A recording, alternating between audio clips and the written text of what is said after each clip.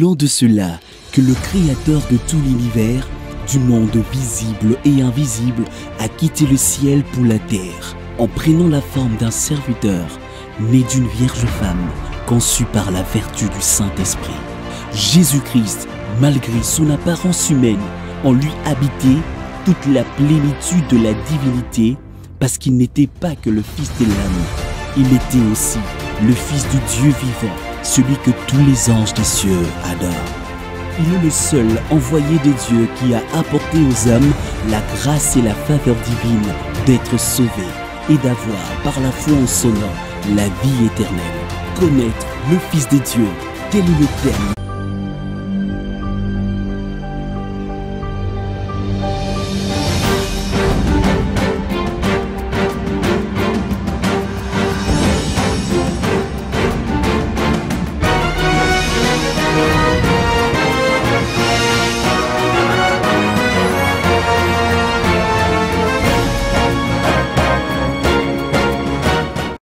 Shalom bien-aimés, je vous salue, vous tous qui aimez votre chaîne de télévision ZM dans son émission Posons les fondements. Je vous souhaite une très bonne année et je vous souhaite aussi une très belle soirée. Moi, c'est le pasteur Cédric Loukoussa, pasteur de l'église Temple Chrétien Mont-Carmel. Temple Chrétien Mont-Carmel, nous sommes sur l'avenue Kitega, numéro 110, dans la commune de Kinshasa, en République démocratique du Congo. Avenue Kitega, numéro 110, dans la commune de Kinshasa. C'est là où nous nous réunissons chaque mercredi et vendredi de 17h30 à 19h30 et aussi le dimanche, c'est de 8h juste jusqu'à 12h. Que le Seigneur Dieu vous bénisse. L'émission Posons les fondements, c'est une émission qui passe chaque lundi à partir de 15h45 et aussi la rediffusion c'est pour le samedi à 20h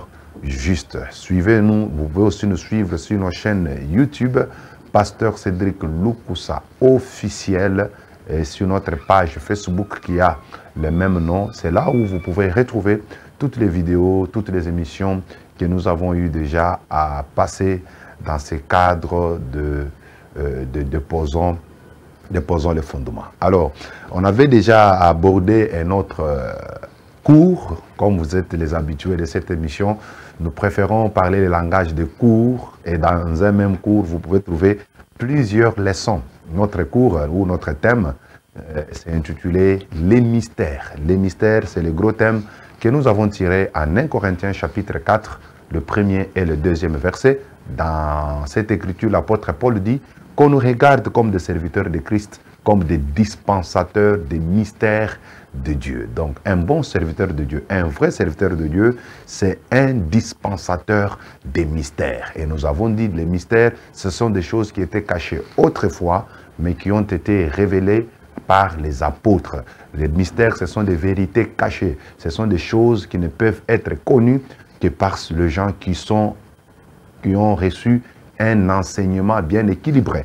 Alors, nous avons déjà parlé beaucoup des mystères et nous étions au niveau où on parlait du 6e mystère qui est le mystère de l'enlèvement de l'Église. Le mystère de l'enlèvement de l'Église c'est tiré en 1 Corinthiens chapitre 15, le verset 51 à 52 et l'apôtre Paul dit « Voici, je vous dis un mystère, nous ne mourrons pas tous, mais tous nous serons changés en un instant, en un clin d'œil. À la dernière trompette, la trompette sonnera, les morts en Christ ressusciteront incorruptibles et nous serons changés. 1 Corinthiens 15, 51 à 52. Je vous dis un mystère. Donc, l'enlèvement, la résurrection des morts, c'est un mystère. C'est pourquoi nous sommes en train de parler ce mystère parce que beaucoup de gens de l'Ancien Testament ne comprenaient absolument rien comment cela se fera. Peut-être on a parlé de la résurrection des morts, mais l'enlèvement, c'était un mystère pour eux. Mais nous, de la Nouvelle Alliance, ce mystère est déjà révélé pour nous parce que l'apôtre Paul nous a démontré comment l'enlèvement se fera. Ce que nous attendons, c'est juste l'accomplissement de ce mystère. Le mystère de l'enlèvement est déjà révélé, mais ce n'est pas encore accompli. Et ça s'accomplira très bientôt. et c'est le Seigneur lui-même qui connaît la date. Nous avons parlé au premier point, qu'est-ce que c'est l'enlèvement. Au deuxième point, nous avons expliqué comment se fera l'enlèvement. Au troisième point, nous avons expliqué quelles sont les personnes qui ne seront pas enlevées. Au quatrième point, nous avons donné les conditions pour être enlevés. Au cinquième point, nous avons expliqué quand est-ce que l'enlèvement aura lieu. Et au sixième point, c'est là où nous étions, nous sommes en train de parler sur les événements au ciel après l'enlèvement. Les événements au ciel après enlèvement. Parce que quand il y a enlèvement de l'Église, la rencontre se fera dans les airs. Le Seigneur descendra du ciel, nous monterons de la terre vers les airs, c'est là où se fera la rencontre. Et lorsque le Seigneur nous prend, il y aura sûrement deux événements importants qui vont se passer après l'enlèvement. Nous avons dit le premier élément, c'est le tribunal de Christ. 2 Corinthiens 5, 10 nous dit que car il nous faut tous comparaître devant le tribunal de Christ, afin que chacun reçoive selon le bien ou le mal qu'il aura fait étant dans son corps. 2 Corinthiens 5, 10. Chacun doit passer devant le tribunal de Christ pour recevoir selon le bien ou le mal qu'il aura fait pendant qu'il était sur la terre. Et nous avons démontré que le tribunal de Christ est différent du jugement dernier, parce que le jugement dernier ou le jugement du trône blanc, qui est parlé en Apocalypse chapitre 20, ces jugements-là concernent le méchant. Et c'est un jugement de condamnation. Mais au niveau du tribunal de Christ, cela concerne le croyant, les saints, les chrétiens. Vous voyez? Et ce tribunal se fera pratiquement à l'enlèvement, lorsque nous serons dans les airs avec le Seigneur. C'est là, vous voyez, se passera ce tribunal, ce jugement. Mais ça ne sera pas un tribunal de condamnation, mais ça sera un tribunal de récompense. Vous voyez, c'est un tribunal de récompense. Et nous l'avons vraiment démontré. Et si vous voulez être au courant de cela, si c'est votre première fois de nous suivre, vous pouvez juste recourir à notre chaîne YouTube, Pasteur Cédric Lukusa officiel. Un tribunal des récompenses, et nous avons montré que c'est par ce tribunal que les croyants recevront des couronnes qui sont les symboles des récompenses. Nous avons parlé des couronnes incorruptibles, les couronnes de gloire, couronnes de vie, couronnes de justice, couronnes d'or. Nous avons démontré et nous avons donné beaucoup d'écritures, et le peuple de Dieu, je suis sûr et certain que vous étiez bénis. Gloire à Dieu. Alors aujourd'hui, nous allons voir le deuxième événement qui se passera au ciel après l'enlèvement de l'Église. C'est les noces de l'agneau. Les noces de l'agneau. Je vous prie de lire Apocalypse chapitre 19, le verset 7 à 9. Apocalypse 19, le verset 7 à 9. Il est écrit, « Réjouissons-nous, soyons dans l'allégresse, et donnons-lui gloire, car les noces de l'agneau sont venues. » Soulignez, les noces de l'agneau sont venues. Son épouse s'est préparée, et il lui a été donné de se revêtir d'un fin lin éclatant, pur, car le fin lin, ce sont les œuvres justes des saints. Le fin lin, ce sont les œuvres justes des saints. L'ange me dit, écrit, heureux ceux qui sont appelés au festin des noces de l'agneau. Puis il m'a dit, ces paroles sont les véritables paroles de Dieu. Dans cette écriture, on nous parle des noces de l'agneau. On nous dit bien les noces de l'agneau. Comme vous êtes sans ignorer que l'agneau, selon Jean chapitre 1er, le verset 29 et le verset 30, il s'agit bien de la personne de Jésus. Jésus, c'est celui qui est l'agneau de Dieu qui ôte le péché du monde. Et en Apocalypse 5, on nous présente que cet agneau avait 7 cornes et 7 yeux. Alléluia. Les 7 yeux, ce sont les 7 esprits qui parcourent toute la terre. L'agneau de l'Apocalypse, il a 7 cornes et 7 yeux. Et vous êtes sans ignorer qu'une corne, c'est le symbole d'un pouvoir, d'une autorité. Et vous voyez que sur l'agneau, il n'y a qu'une seule tête, mais il y a 7 cornes. Et le chiffre 7, c'est le chiffre de la plénitude, le chiffre de ce qui est complet. Donc, c'est l'agneau. C'est Jésus-Christ qui détient toute l'autorité. Il a la plénitude du pouvoir de Dieu. Il a la plénitude de l'autorité. Alléluia. C'est très important. Et il a 7 yeux parce qu'il parcourt toute la terre. Il n'y a rien qui peut l'échapper. Rien ne peut échapper à Jésus-Christ. Rien ne peut vraiment l'échapper. Donc, l'agneau de Dieu, il s'agit bien de Jésus-Christ. C'est celui qui est l'agneau. C'est pourquoi on dit que les noces, ce sont les noces de l'agneau. Les noces de l'agneau sont venues. Et on ajoute, son épouse s'est préparée. Or, lorsqu'on parle de l'épouse de l'agneau, il s'agit bien de l'Église. Alléluia. Il s'agit bien de tous ceux qui sont rachetés par le sang de Jésus et qui portent dans leur cœur son nom. Vous voyez? Et ils ont en eux son esprit. Ils ont été lavés dans le sang de l'agneau.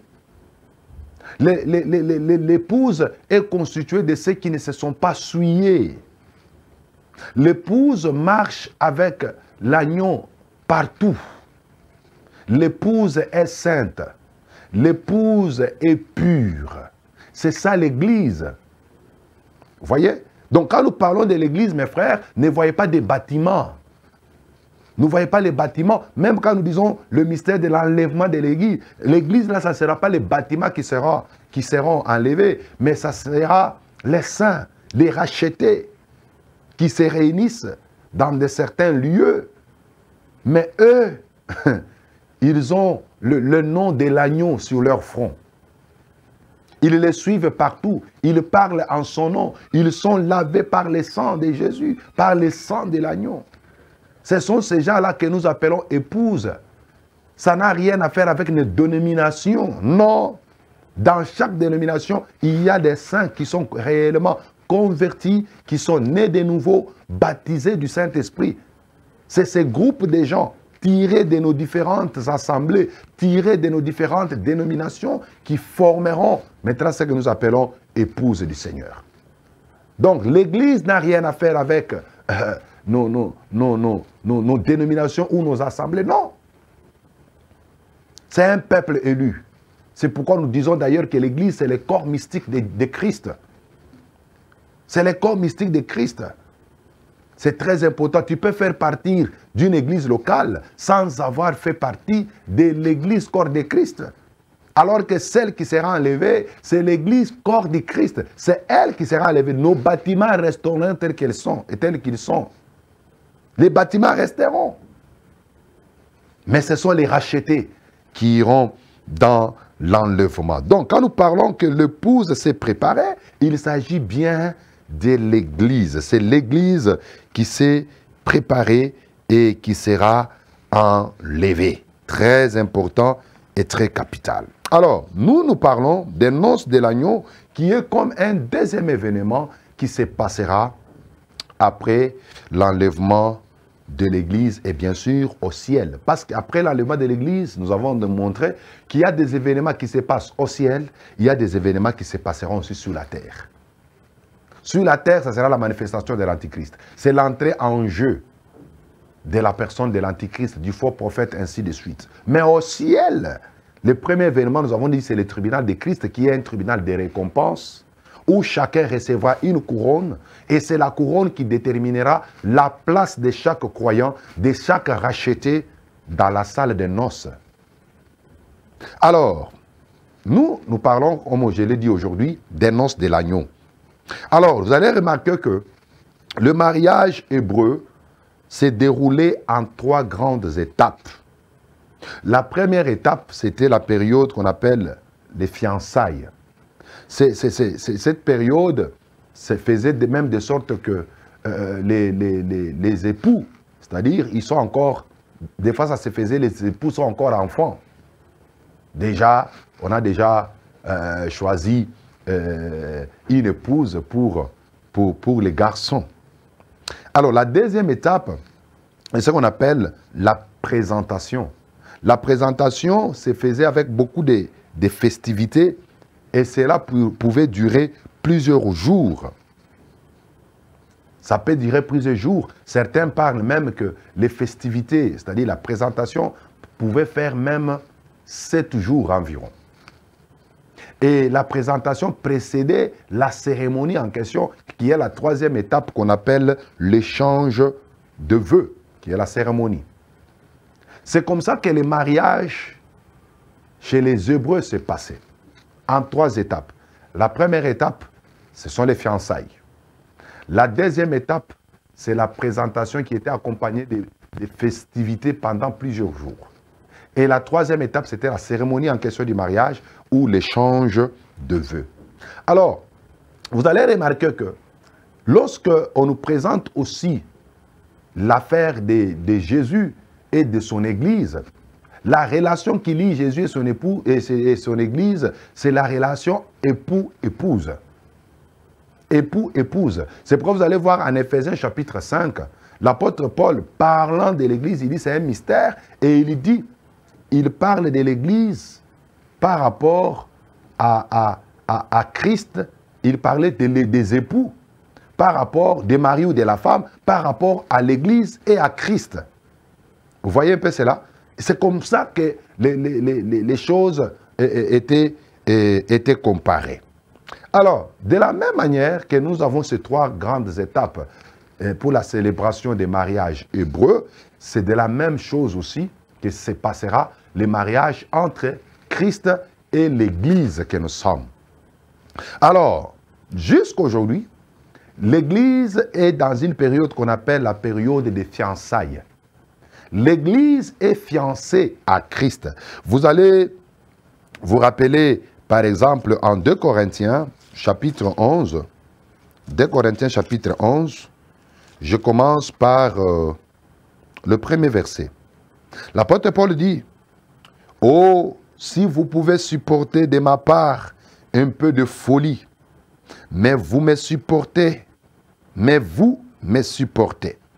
car je suis jaloux de vous, d'une jalousie de Dieu, parce que je vous ai fiancé à un seul époux pour vous présenter à Christ comme une vierge pure. » Je vous ai fiancé à Christ comme je vous ai fiancé à un seul époux. Je vous ai fiancé à un seul époux. Donc, l'Église, jusqu'à présent, est fiancée à Christ. C'est Jésus qui est notre époux. Mais nous ne sommes qu'à la première étape de notre relation avec Jésus, notre époux, c'est l'étape des fiançailles. C'est pourquoi l'apôtre Paul dit à l'église de Corinthe, « Je vous ai fiancé à un seul époux. » Raison pour laquelle vous devez faire attention, afin que vous ne soyez pas séduits par les serpents, comme Ève était séduite par les serpents, par le diable. L'apôtre Paul tire la sonnette d'alarme. Il dit, « Épouse, écoutez, jusqu'à présent, vous êtes encore des fiancés. » Et vous voyez, vous connaissez, comme vous le savez bien, que les fiançailles peuvent se briser. Lorsque les règles, les clauses ne sont pas respectées, le fiançailles peut se briser. Lorsque Joseph avait constaté que Marie était enceinte d'une grossesse qu'il ne connaissait pas, la Bible dit qu'il voulait rompre secrètement la relation. C'est pour vous dire que le fiançailles peut se briser si les règles ne sont pas respectées, surtout si la fiancée est tentée de sortir avec d'autres amants. C'est pourquoi nous devons faire très attention, parce qu'il y a des gens qui pensent que parce qu'ils sont sauvés, alors c'est fini pour eux, ils peuvent vivre de n'importe quelle manière. Quelle est cette fiancée-là qui peut accepter de voir sa fiancée avec une autre personne? Si toi tu peux le supporter, mais sache que Jésus ne peut jamais le supporter. C'est pourquoi l'apôtre Paul dit, « Je suis jaloux de vous, d'une jalousie de Dieu, parce que je vous ai fiancé à un seul époux. » Nous devons veiller par rapport à notre manière de se comporter. Et il dit, je vous ai fiancé à Christ comme une vierge pure. L'église doit être vierge. L'église doit être pure. Or, la virginité, c'est une qualité d'une épouse. Une bonne fiancée doit être vierge, doit être pure. C'est-à-dire, en elle, elle ne doit pas avoir la sémence d'une autre personne. C'est pourquoi nous aussi, l'Église, en nous, on ne doit pas trouver des péchés. Les péchés constituent une autre sémence en nous. C'est là une autre sémence en nous. C'est pourquoi nous devons nous débarrasser des péchés afin que nous soyons une vierge pure. Et si nous pouvons nous laisser emporter à n'importe quoi, sache que la relation là des fiançailles, Jésus peut mettre fin à cela avec toi. C'est une grande responsabilité, mes frères, mes sœurs, que nous avons. Nous ne sommes que des fiancés et nous sommes des fiancés par les choix souverains de Dieu. C'est Dieu qui nous a choisis. Waouh! C'est Dieu qui nous a choisis. Cela nous est confirmé en Éphésiens, chapitre 1er, le verset 4. Il est écrit, en lui, Dieu nous a élus avant la fondation du monde pour que nous soyons saints et irrépréhensibles devant lui. Dieu nous a élus en Christ, afin que nous soyons des saints, que nous soyons irrépréhensibles, irréprochables devant lui. Dieu nous a choisis comme étant son épouse, comme étant sa fiancée. Il nous a choisis. Hébreux, chapitre 13. Oh mes frères, j'aime beaucoup la parole. Vous savez, la parole nous fait beaucoup du bien, quand bien même beaucoup ne l'aiment plus aujourd'hui. Hébreux chapitre 13, le verset 20, il est écrit que le Dieu de paix qui a ramené d'entre les morts les grands pasteurs des brebis par le sang d'une alliance éternelle, notre Seigneur Jésus. Vous comprenez un peu cela? Qui a ramené d'entre les morts les grands pasteurs des brebis par le sang d'une alliance éternelle. Alors que nous là, en tant que des croyants, nous sommes devenus purs par l'alliance de Christ, par le sang qu'il avait versé. C'est le sang de Jésus qui nous sanctifie, qui nous purifie. Pour que nous soyons une vierge pure, on enlève à nous le péché, on enlève à nous toutes sortes de souillures. C'est le sang de Jésus qui fait ce travail-là. Et le Seigneur Jésus lui-même, il est le pasteur des brebis. Il est le berger des brebis. Il veille sur nous. Alléluia.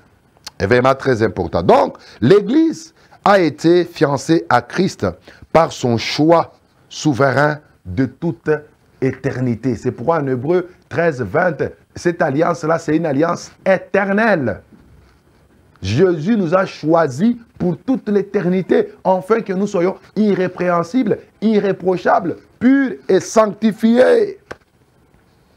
Et écoutez maintenant, le jour maintenant de l'enlèvement, c'est en ces jours-là que se passera notre présentation. L'Église, elle est fiancée à Jésus présentement, mais elle sera présentée à Christ le jour de l'enlèvement. C'est-à-dire le jour de l'enlèvement dans les airs, c'est en réalité le jour de la présentation. N'oubliez pas en Genèse chapitre 24, lorsque le serviteur fidèle revenait avec Rebecca qui était montée sur le chameau, Isaac aussi a quitté la tente de Sarah. Il est venu méditer dans le champ. La rencontre entre Isaac et Rebecca s'est faite dans le champ. Et dans le champ, Rebecca a posé la question au serviteur fidèle. Qui est celui qui vient à ma rencontre? Le serviteur lui dit là, c'est lui, l'homme en question. Et Rebecca a pris les voiles, elle a couvert son visage. C'est là où s'est fait la présentation. C'est là où Isaac a connu Rebecca. C'est là qu'elle a vu, ils se sont vus. Rebecca entendait seulement parler d'Isaac, mais il ne l'avait jamais vu. Il n'avait jamais vu. Mais là, ils se sont rencontrés pour la première fois, là, dans le champ. C'est là où s'est fait la présentation. Isaac a vu Rebecca, Rebecca a vu Isaac. C'est lui qu'elle avait aimé sans l'avoir vu. Elle l'a vu ce jour-là dans le champ, vis-à-vis. C'est exactement ce qui se passera aussi. Jésus descendra du ciel. Il s'arrêtera dans les airs. Nous, l'Église, les morts qui étaient morts en Christ et les vivants en Christ, nous serons enlevés ensemble à la rencontre dans les airs. C'est là où se fera notre présentation. Et l'apôtre Paul dit, l'apôtre Jean dit, c'est lui que nous avons aimé sans l'avoir vu. Nous le verrons tel qu'il est, tel nous serons aussi. Nous serons semblables. Quelle merveilleuse rencontre. La rencontre se passera dans les airs. La présentation se passera dans les airs. L'Église sera présentée à Christ dans les airs. Pour confirmer Jean 14, le verset 1er et le verset 3, et 1 Thessaloniciens chapitre 4, le verset 13 à 18. Ce sont ces deux écritures que nous avons beaucoup expliquées. Mais regardez mes frères, après la présentation dans les airs, il y aura maintenant la troisième étape qui est le banquet final. Le banquet final, ce sera la fin maintenant de la cérémonie. Et ce repas symbolique se passera au moment de l'établissement du royaume millénaire. Alléluia. Au millénium. Parce que lorsque nous allons passer la présentation, nous avons dit, dans les mariages hébreux, ça prenait plusieurs jours et plusieurs fêtes. Il y avait une fête, mais qui prenait plusieurs jours. C'est là où se passera le noce de l'agneau. Et le Seigneur nous prendra à partir maintenant du ciel et des airs. Il va nous amener maintenant aux noces, au ciel. C'est là où nous allons maintenant nous réjouir. Nous allons nous réjouir là-bas. Et pendant que nous serons dans la joie sur la terre, il y aura une période de 7 ans de tribulation. Nous sommes dans la joie au ciel parce qu'il est écrit, réjouissez-vous. Mais sur la terre, il y aura des pleurs et des grincements des dents. Parce qu'il va se passer une période de 7 ans où l'Antichrist fera des choses horribles. La marque de la bête entrera en scène. Et ceux qui refuseront de prendre la marque de la bête, ils seront exterminés. Ils seront tués par la bête qui est l'Antichrist. Il y aura une religion œcuménique, une religion universelle sur la terre. D'ailleurs, nous voyons beaucoup de choses qui se font. Même dans notre pays, on nous apprend que bientôt le pape va arriver. Vous allez voir des religieux, ils seront là. Vous voyez? Ils seront là. Vous allez voir les chefs religieux de toutes les confessions religieuses. Ils vont aller là-bas. Parce que l'union se fera. L'union des églises. L'union des religions se fera autour du pape. C'est exactement ce qui arrivera même après l'enlèvement de l'église. Sur la terre, il y aura une religion unique. Et tous ceux qui ne feront pas partie de cette religion seront tués. On les appellera les martyrs. Ils vont mourir. Et cette religion-là, ce sera une religion qu'on va imposer à tous les humains. Il n'y aura plus de christianisme, il n'y aura plus de l'islam, il n'y aura plus de l'hindouisme, il n'y aura plus le bouddhisme, le shintoïsme, il n'y aura plus la foi Baha'i. Mais il y aura une religion unique. Il y aura une seule religion unique, une religion mondiale.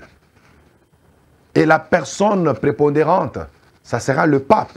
Attendons-nous à des choses comme ça.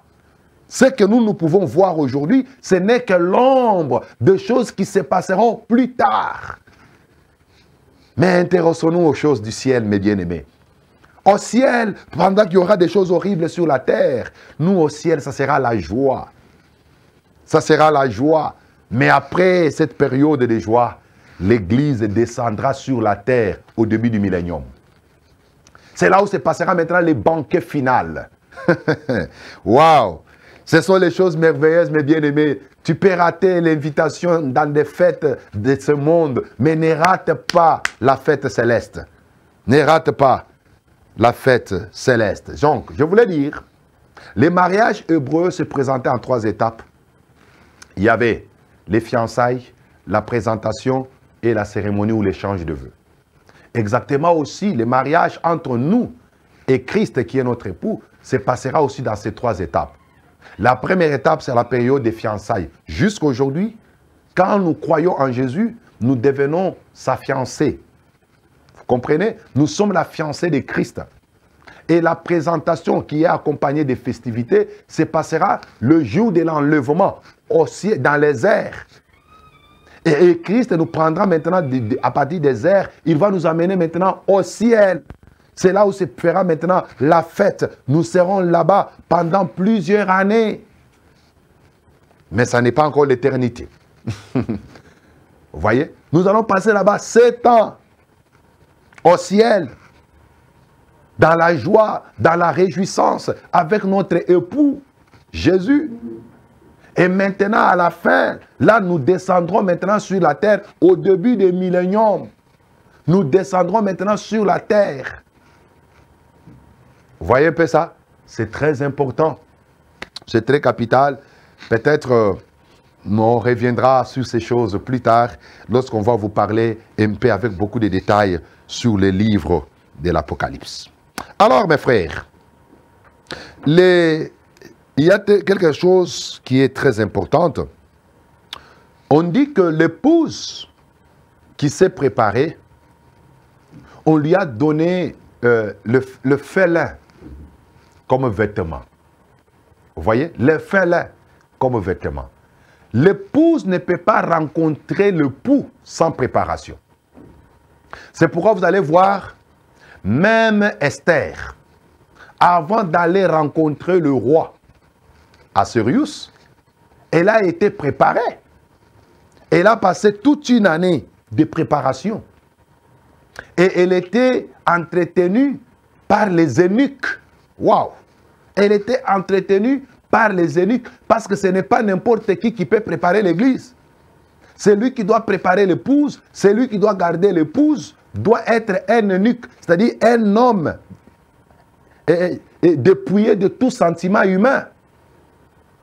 Sinon, les gardiens risquent de violer l'épouse d'autrui, l'épouse du roi.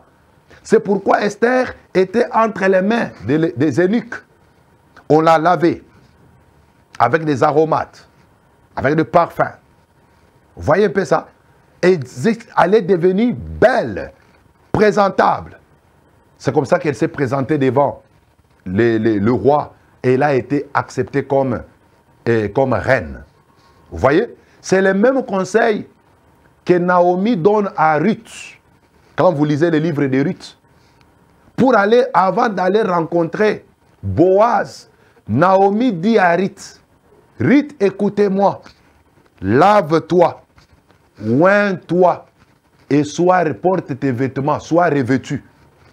C'est comme ça que l'épouse est préparée. L'épouse doit se laver par l'eau de la parole.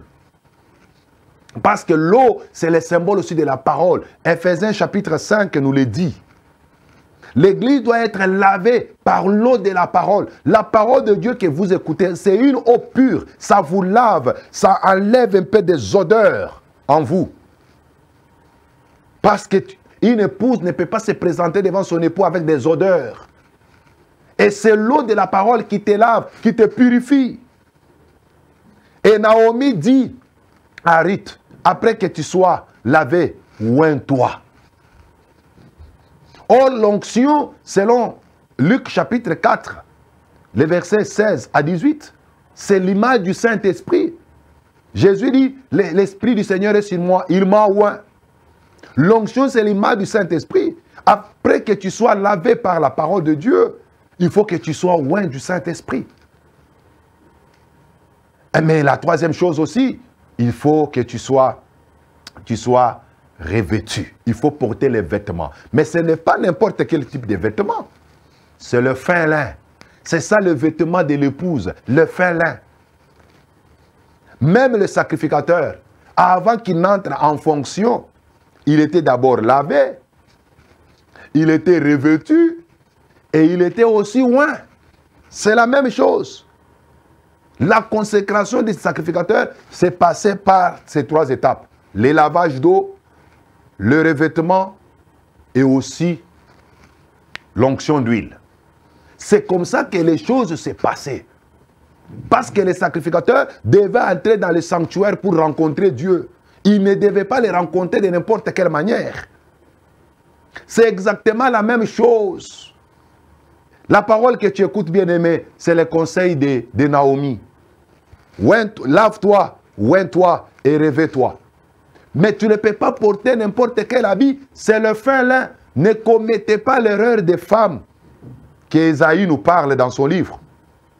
Il dit, il y a eu 7 femmes qui ont attrapé un homme. Elles ont dit, nous avons nos habits, nous avons notre pain, nous voulons juste porter ton nom.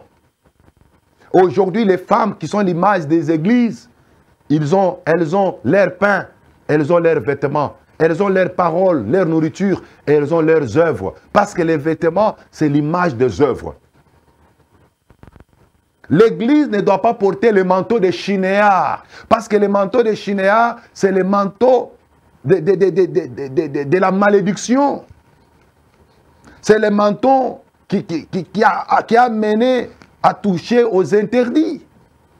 Mais l'église du Seigneur doit porter le fin lin, qui sont les bonnes œuvres de juste. Mais attention, les vêtements blancs, les bonnes œuvres de juste là-bas, il ne s'agit pas de la justice qui est obtenue par la foi en Jésus. Non, mais c'est la justice pratique. Ce n'est pas une justice positionnelle par rapport à notre foi en Christ, mais c'est une justice absolue dans la pratique, qui sont les bonnes œuvres. Je vois aujourd'hui des églises, des pasteurs, ils ont une convention, nous allons nous habiller tous en blanc. Mais vous pouvez vous habiller en blanc physiquement, mais vos œuvres sont des œuvres noires, les œuvres des ténèbres. L'essentiel, c'est de marcher dans la sainteté, c'est de marcher dans la purification, dans la justice. Et marcher dans la justice, c'est faire les choses que Dieu approuve, que Dieu aime. C'est marcher conformément à la parole de Dieu. Il y a des gens qui sont des voleurs, des menteurs, des cupides, des idolâtres. Vos vêtements ne sont pas des vêtements blancs. Mais les vêtements blancs, ce sont les œuvres des justes. Et c'est ça les vêtements de l'épouse. C'est ça le manteau de l'épouse. Il n'y a que ce qui est blanc qui entrera au ciel. C'est pourquoi vous allez voir à la Nouvelle Jérusalem, il y a 12 portes et sur chaque porte, il y a un ange. Il joue le rôle du gardien. Quand tu es tenté de venir, il regarde si tes vêtements sont blancs. Il regarde si tes vêtements sont blancs. Mes frères, il est très important que nous puissions nous conformer à la parole du Seigneur. Donc, celui qui est juste, justifié par la foi, il doit manifester les œuvres de la justice. C'est pourquoi l'apôtre Jacques dit, montrez-moi la foi, moi je te montrerai ma foi par les œuvres. Il n'y a pas la foi sans les œuvres. Tu ne peux pas dire que tu es justifié par le sang de Jésus. Tu vis dans les péchés, tu vis dans les mensonges, dans l'impudicité, dans l'ivrognerie. Mais tu dis que tu es purifié, tu es justifié. Non, mes frères, ce n'est pas ça. Oh, j'aime beaucoup la parole du Seigneur. J'aime beaucoup la parole du Seigneur. Mais on dit, mes frères, heureux ceux qui sont appelés au festin de l'agneau. Oh, heureux ceux qui sont appelés. Il ne s'agit pas là-bas de l'église. L'église n'est pas invitée aux noces. C'est l'église qui invite. Parce que nous sommes épouses. C'est l'épouse et l'époux qui invitent. Alors quand on dit ici, heureux ceux qui sont appelés au festin de l'agneau. C'est-à-dire il y a des invités. Alors qui sont les invités? Je préfère aller rapidement parce qu'on me fait signe que c'est déjà l'heure.